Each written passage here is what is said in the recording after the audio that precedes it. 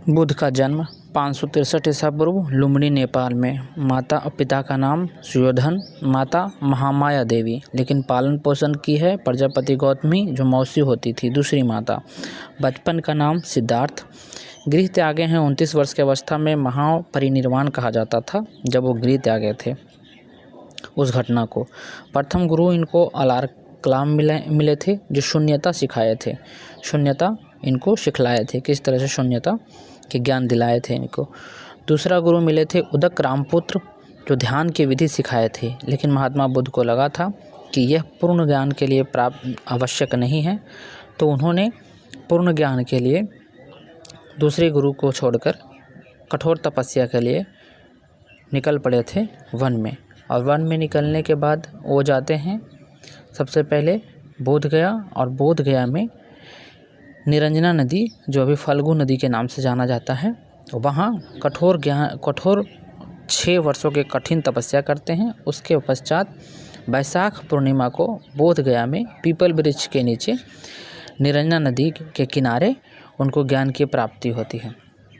ज्ञान के जब प्राप्ति होती है तो उन्होंने सबसे पहले उनको 5 ब्राह्मण का उपदेश देते हैं उर्विला नामक स्थान पर, जिसे धर्म चक्र परिवर्तन के नाम से इतिहास में जाना जाता है।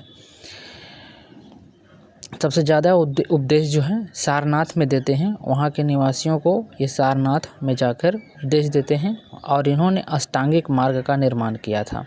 अष्टांगिक मार्ग जो है वो दुखों को निवारण के लिए है।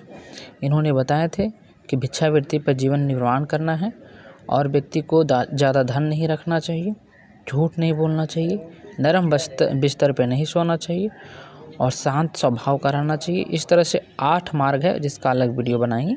अष्टांगिक मार्ग था दुखों से बचने का।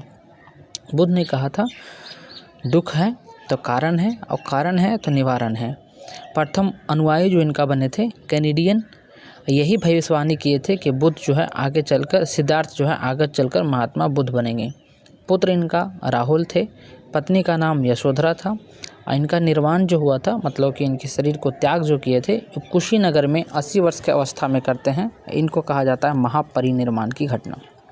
समझे, 80 वर्ष की अवस्था में ये जाके अपना गृह को शरीर को त्याग देते हैं। इस घटना को जो कहा जाता है वो कहा जाता है महापरिनिर्वाण। ठीक है, ये रहा बुद्ध का जीवन और बौद्ध धर्म से संबंधित रखने वाले व्यक्ति को धन्यवाद। और इस वीडियो को पूरा देखें। Thank you.